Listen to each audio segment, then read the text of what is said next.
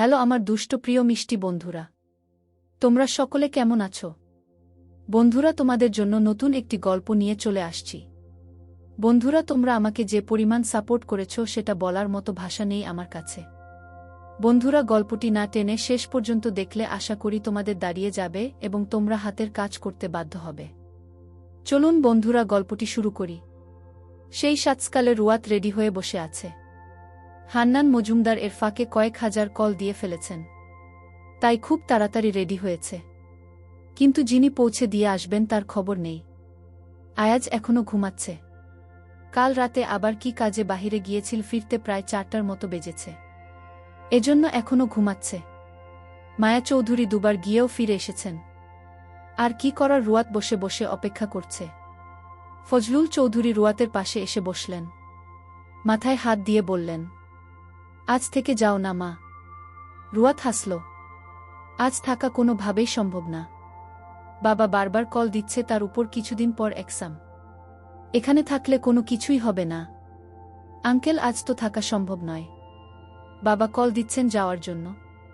ফজলুল চৌধুরী হাসলেন রুয়াতের কথা শুনে।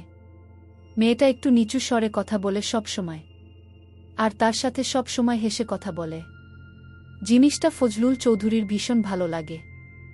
আয়াজের জন্য এমন একজনকে প্রয়োজন ছিল, যাক সে নিজেই খুঁজে এনেছে। তুমি যে কবে আঙ্কেল ডাকা ছেড়ে বাবা ডাকবে সে অপেক্ষায় আছি। অপেক্ষার প্রহর আর শেষ হয় না। তোমরা দুবোন একসাথে বাবা ডাকবে, সুন্দর শোনা যাবে। রুয়াত মুচকি হাসল। ফজলুল চৌধুরী খুব ভালো একজন মানুষ। ইমিমার বিয়ের পর থেকে রুয়াতকে মা ছাড়া কথা বলেন না। আর উনি সব সময় বলতো ইনিমা তার বড় মেয়ে, রুয়াত হচ্ছে ছোট মেয়ে। ফজলুল চৌধুরী গলার আওয়াজ একটু উঁচুস্বরে বললেন, মায়া, আয়াজ এখনো উঠেনি? মায়া চৌধুরী দৌড়ে আসলেন। আয়াজকে দুবার ডাকা হয়েছে, কিন্তু সে ঘুমাচ্ছে দেখে আবার চলে এসেছেন।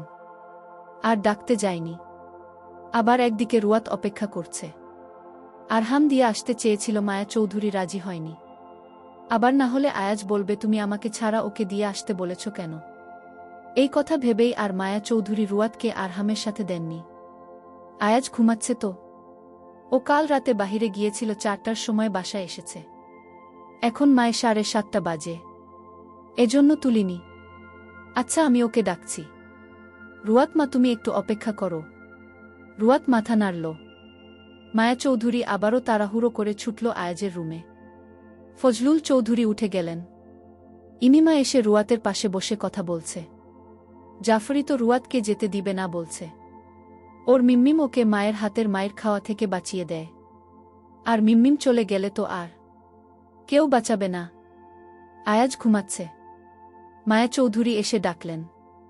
মায়ের কথায় আয়াজের ঘুম চলে গেল। কিন্তু হঠাৎ মাথা এত ভার হয়ে এলো যে সে মাথায় তুলতে পারছে না।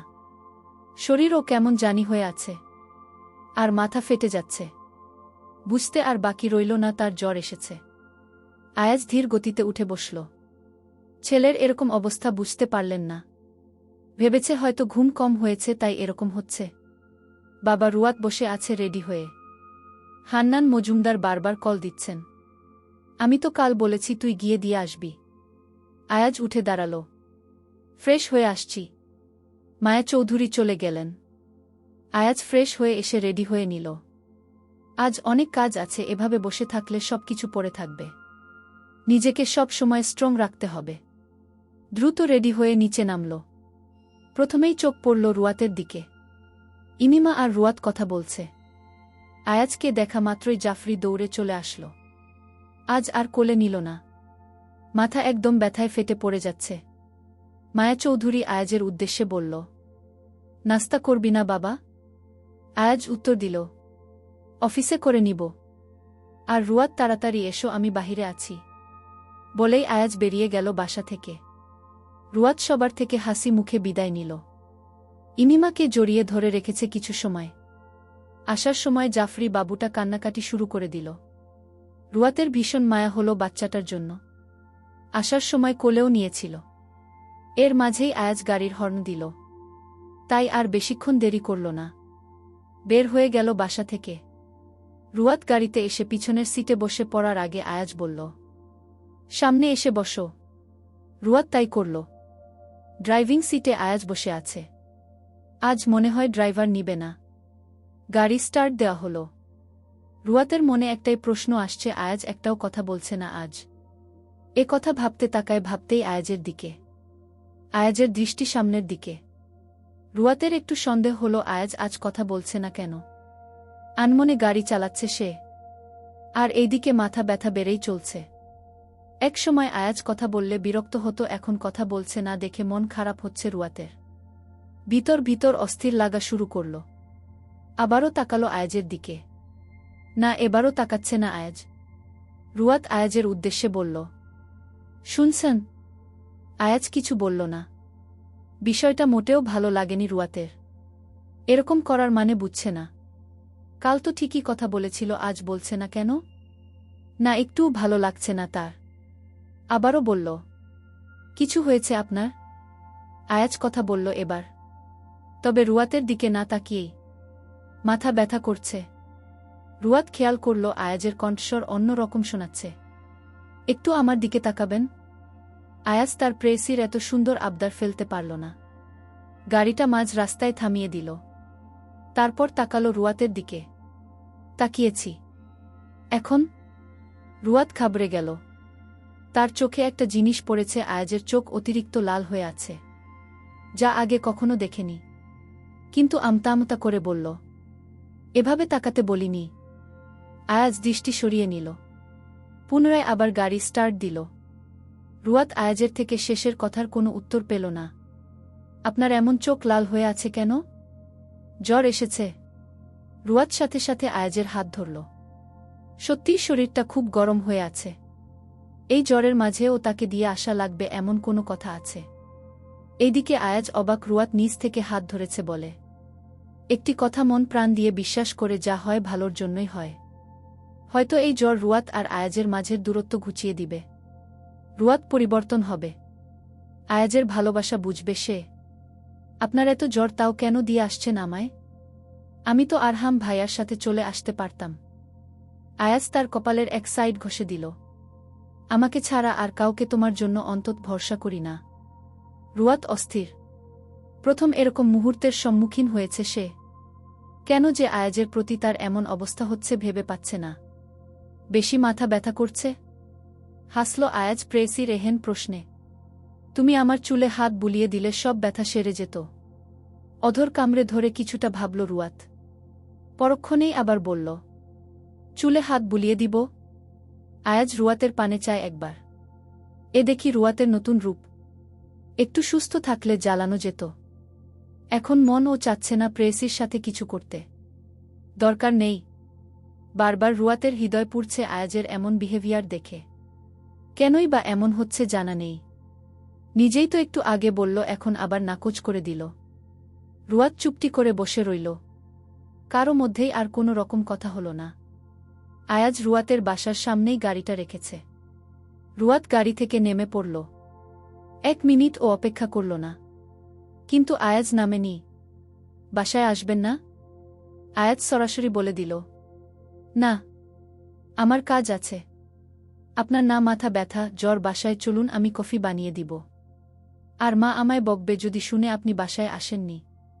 ভাবলেশহীন আয়াজ বলল, অন্য একদিন যাব। আন্টিকে বলে দিও, তাহলেই হবে। ব্যাস, গাড়ি ঘুরিয়ে চলে গেল আয়াজ। রুয়াত ও সে স্থান ত্যাগ করল। ক্রলিং বেল চাপ দিয়েই মেহরুবা দরজা খুলে দিল। রুয়াত হাসি মুখে বাসায় ঢুকল।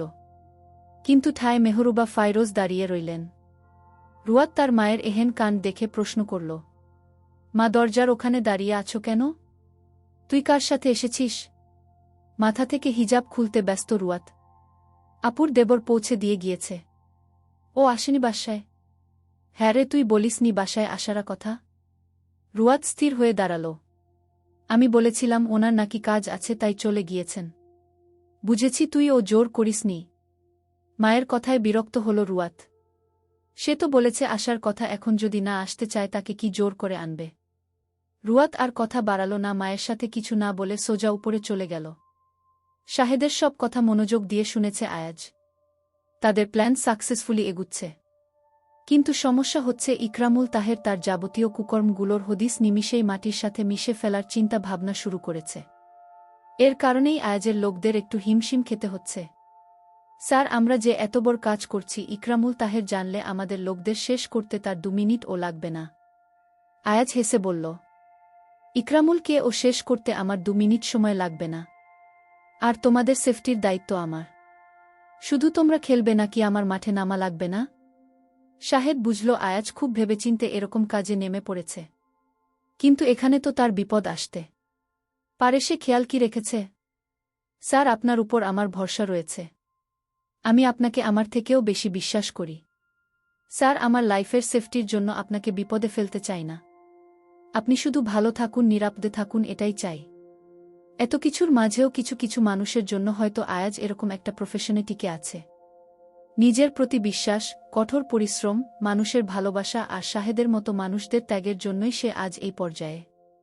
কিছু মানুষের এমন ভালোবাসা আসলেই ভুলবার যোগ্য নয়। আয়াজ শাহেদের কাঁধে হাত দিয়ে বলল, স্যারকে এত ভালোবাসো অথচ বিয়ে করেছ এই কথাই বলনি। শাহেদ ভ্যাবাচ্চাকা খেয়ে গেল। এ কথা স্যার জানে কিভাবে? সম্পূর্ণ গোপনে বিয়েটা করেছে, কারও জানার কথা না।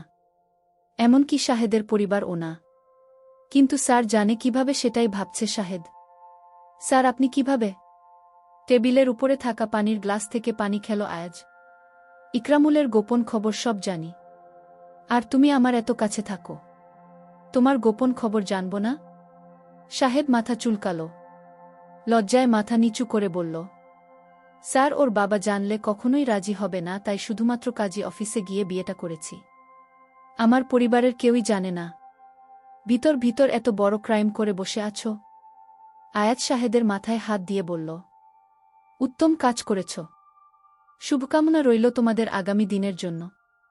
সুখে থাকো দুজন। শাহেদ বেশ খুশি হল আয়াজের কথায়। আয়াজকে তার বড় ভাইয়ের মতোই সম্মান করে। সে স্টুডেন্ট লাইফ থেকে আয়াজের সাথে যুক্ত আছে। সে নিজের জীবনের থেকেও বেশি ভালোবাসে আয়াজকে, তার এই পেশাকে। রাত 11টা বেজে 50, প্রায় 12টার কাছাকাছি। রুয়াত এখনও ঘুমায়নি। এতক্ষণ ধরে সব নোটগুলো তুলেছিল নিজের খাতায়। আজ নিমির থেকেই এসব নোট নেয়। পরদিন আবার ফেরত দিতে হবে নিমিকে, তাই এত তাড়াহুড়ো করে লিখেছে। রুয়াত পড়ার টেবিল থেকে উঠে বারান্দায় গেল। ঘুম চোখে নেই তার। শুধু সকালে আয়াজের এভাবে নেতিয়ে যাওয়া দৃশ্য ভাসছে চোখের সামনে। লোকটার অনেক জ্বর ছিল। মেডিসিন খেয়েছে কিনা জানে না রুয়াত। ভালো লাগছে না রুয়াতের। আয়াজকে কল দিতে মন চাচ্ছে, কিন্তু আবার কিছু কথা ভেবে কল দিতে পারছে না। আর এত রাতে আয়াজকে কল দিবে যদি সেরকম কিছু ভাবে তখন। এইদিকে আবার মনকে শান্ত রাখতে পারছে না। নিজের উপর চরম বিরক্ত রুয়াত। কিভাবে যেন আয়াজ তার জীবনের সাথে মিশে যাচ্ছে তুলোর মতো। হঠাৎ হঠাৎ আয়াজকে নিয়ে হাজার জল্পনা কল্পনা ভেবে ফেলছে। অনিচ্ছায় আয়াজ এসে পড়েছে তার জীবনে। মানুষটার সকালে জ্বর ছিল। আদৌ কমেছে নাকি এ জ্বরকে তুচ্ছ করে আর মেডিসিন খায়নি? আর ভাবতে পারছে না। ফোনটা হাতে নিয়েও আবার রেখে দিয়েছে। সাহসে দিচ্ছে না আয়াজকে কল দিতে।